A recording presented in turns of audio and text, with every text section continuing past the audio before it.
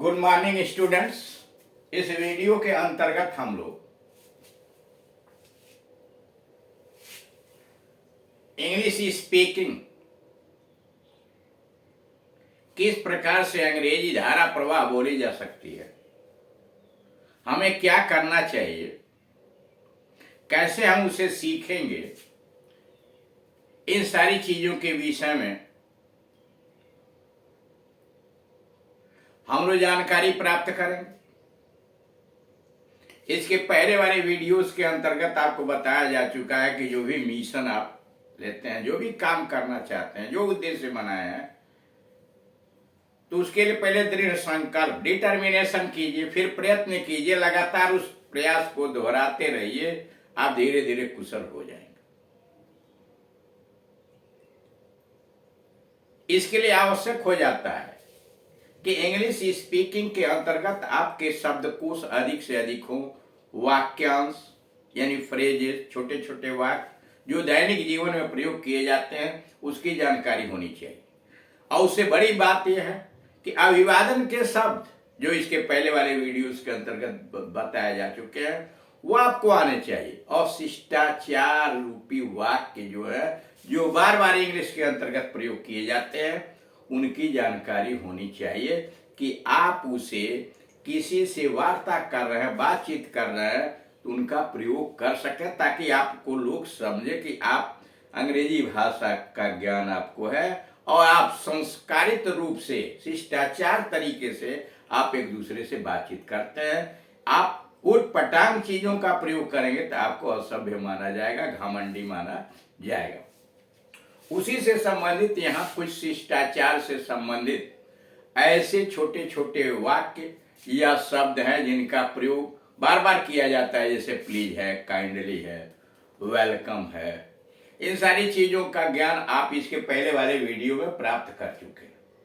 अब यहाँ जो है, जैसे देख रहे हैं, कोर्टेसी शिष्टाचार या मैनर्स तौर तरीके या एटिक्वेटी इन इंग्लिश, अंग्रेजी में शिष्टाचार। शिष्टाचार से संबंधित जो महत्वपूर्ण शब्द है, उसमें 7वें नंबर पर, इसके पहले बताया ना कि 6 नंबर के गुजर चुके हैं, प्लीज है, काइंडली है, वेलकम है, विथ ग्रेट प्लेजर है, आदि आदि ये सारी चीजें हो चुकी हैं। अब यहाँ 7वें नंबर की सॉरी का प्रयोग कहाँ आप करें, एक्सक्यूज मी कहाँ प्रयोग करें, पार्डन का प्रयोग कहाँ करें, कैसे करें। होता यह है कि देखिए, खेद प्रकट करने का, क्षमा मांगने का तरीका तो हर जगह है, हर भाषा के अंतर्गत है। हिंदी में भी आप खेद प्रकट करते हैं, साथ ही साथ आप क्षमा भी मांगते हैं। उदाहरण के लिए मान के चलिए कि आपने कोई गलती कर दी, आपने किसी को मिलने का समय दिया,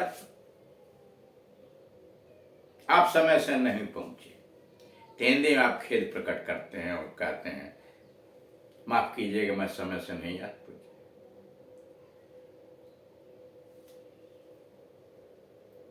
इसके अलावा मान लीजिए आपने किसी को मिलने का समय दिया था और बिल्कुल उस दिन आप पहुंचे ही नहीं, बिल्कुल गए ही नहीं, तो आप क्षमा मांगते हैं।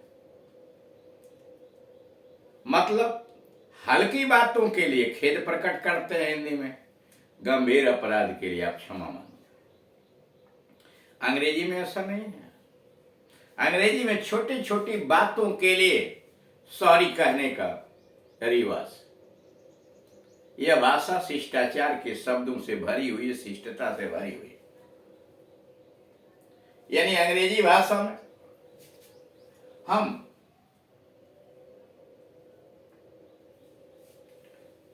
इन चीजों का प्रयोग करते हैं, सॉरी का, एक्सक्यूज का, पार्डन का। हिंदी में तो हम जब बड़ी गलती होती है तभी क्षमा मांगते हैं, लेकिन इंग्लिश में ऐसा नहीं है। जैसे यहां देखने लिखा है खेद या क्षमा। अंग्रेजी में बात बात पर खेद प्रकट करने का रिवाज है, हिंदी में भी हम खेद प्रकट करते हैं या क्षमा मांगते हैं। लेकिन कम मांगते हैं। यानी हम हिंदी में खेद प्रकट करते हैं, क्षमा मांगते हैं, लेकिन क्षमा कब मांगते हैं? तब मांगते हैं जब हमसे वस्तुतः कोई बड़ी गलती हो जाए, बड़ा अपराध हो जाए, तो हम क्षमा मांगते हैं। परंतु अंग्रेजी में छोटी छोटी बातों के लिए भी क्षमा मांगने का, खेद प्रकट करने का रिवाज है। अब इसमें पहले नंबर पर किस प्रकार से, जैसे अंग्रेजी में बार बार आप देखते होंगे, छोटी सी बात सॉरी, छोटी सी चीज के लिए भी सॉरी, एक्सक्यूज मी, पार्डन, इन शब्दों का प्रयोग किया जाता है। अब यदि कहां करते हैं, जैसे पहला मान लीजिए सॉरी, किसी से आपका हाथ छू जाए, गलती से आप टकरा गए, समझ रहे हैं, आपका हाथ किसी से छू गया, गलती से आप टकरा गए, तो आप तत्काल बोलते हैं सॉरी, आपको माफी कर, सॉरी। यानी छोटी छोटी बातों के लिए आप सॉरी का प्रयोग करते हैं। कोई हाथ स्पर्श हो गया, किसी से थोड़ा सा धक्का लग गया, टक्कर हो गया, आपकी वजह से हल्का फुल्का किसी को चोट लग गई, तो उसके लिए आप सॉरी बोल देते हो। दूसरे नंबर पर आता है एक्सक्यूज मी। मान लीजिए दो लोग खड़े होकर बात कर रहे हैं, आपको बीच से गुजरना, तो आप यूं ही गुजरेंगे, या आप मान लीजिए हिंदी में कहेंगे जरा हटिए जाना है, लेकिन इंग्लिश में ऐसा नहीं। आप उन्हें वार्न कीजिए, आप कहिए एक्सक्यूज मी, मुझे क्षमा करें, वो समझ जाएंगे कि बीच से आपको गुजरना है। यानी दो लोग बातचीत कर रहे हैं, उनके बीच से आपको होकर के जाना है, तो आप वहां एक्सक्यूज मी करें। मान लीजिए कोई मीटिंग चल रही, या दो चार लोग बैठ के बात कर रहे हैं, वहां आपका फोन आ गया, आप फोन लेके बात करना चाहते हैं, तो आप यूं ही लेके मत चले जाइए, एक्सक्यूज मी कहिए, क्षमा करें, और तब वहां से हटके अपना बात कीजिए।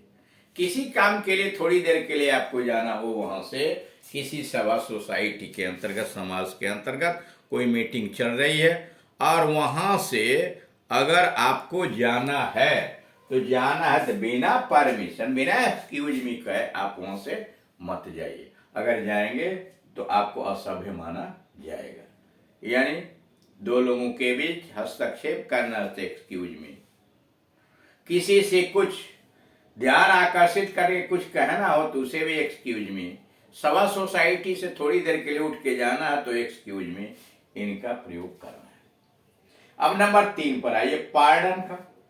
मान लीजिए आप टेलीफोन मोबाइल पर हैं, सामने वाले की आवाज सुनाई नहीं दे रही, या फेस टू फेस आमने सामने आप किसी से बात कर रहे हैं, आपको उसकी बात समझ में नहीं आई, आपने नहीं सुना, तो आप केवल कह दिए पार्डन, वो समझ जाएगा कि मेरी बात इनको सुनाई नहीं दे रही। आप यह मत कहिए स्पीक लाउडली, जरा ऊंचा बोलिए, I can not here you, मैं आपकी बात नहीं सुन, इस तरह का कोई सेंटेंस मत कहिए। मतलब अगर आपको किसी की बात सुनाई नहीं दे रही है, तो पार्डन कहिए, क्षमा करें, मतलब वो समझ जाएगा कि पार्डन कह रहा है, तो क्षमा के साथ साथ वो बात को रिपीट करने के लिए कह रहा है, न कि उससे कहा जाए स्पीक लाउडली, तेज तेज बोलो, या I can not here you, आपकी बात नहीं, आप उसमें इंग्लिश में पार्डन कहिए, या उसी को पोलाइटली लहजे में।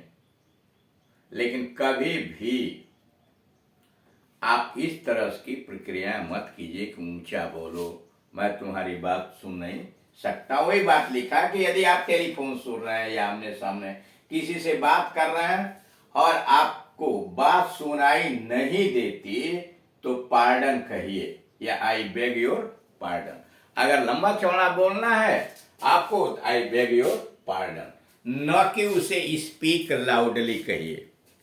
यानी उसे स्पीक लाउडली कहने की जरूरत नहीं है, आप पार्डन कह दीजिए या आई बेग योर पार्डन कहिए, वह ज्यादा अच्छा माना जाएगा। I can not hear anything मत कहिए, आप या तो एक शब्द में पार्डन कह लीजिए, आई बेग योर पार्डन कहिए। अब नंबर 4 पर आइए। कोई कमरे में बैठा है,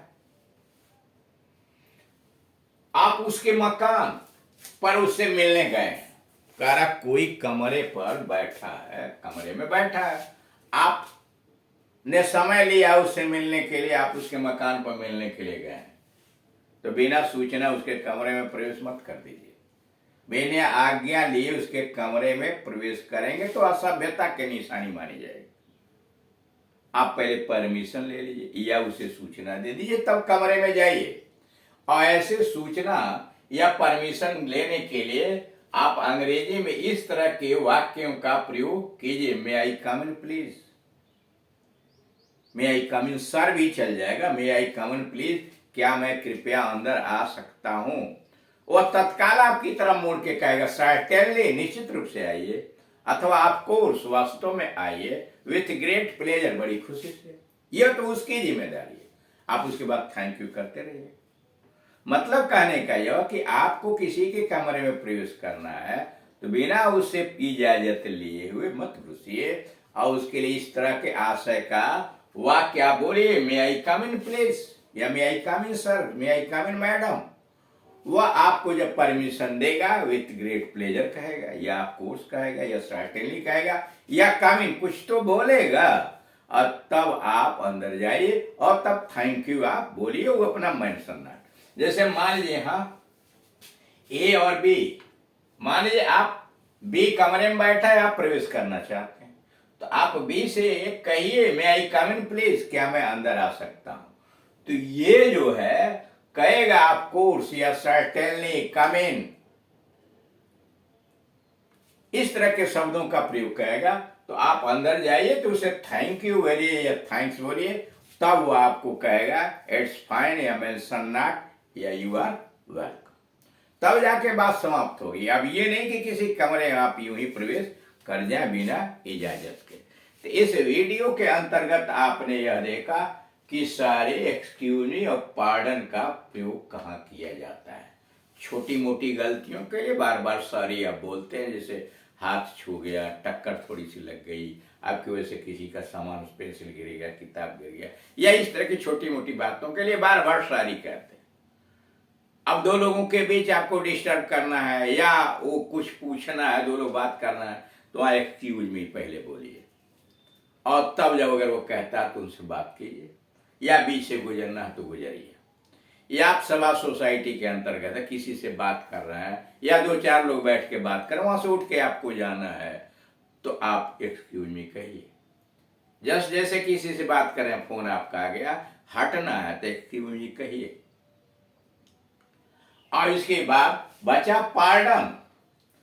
तो पार्डन के लिए मान लीजिए आप टेलीफोन सुन रहे हैं, सुनाई नहीं दे रहा, मोबाइल सुनाई नहीं दे रहा, आमने सामने की बात सुनाई नहीं दे रहा, कोई आपको कुछ समझा रहा है, बात सुनाई नहीं दे रही है, कोई लाइन आपके समझ में, कह दीजिए पार्डन या I beg your pardon sir.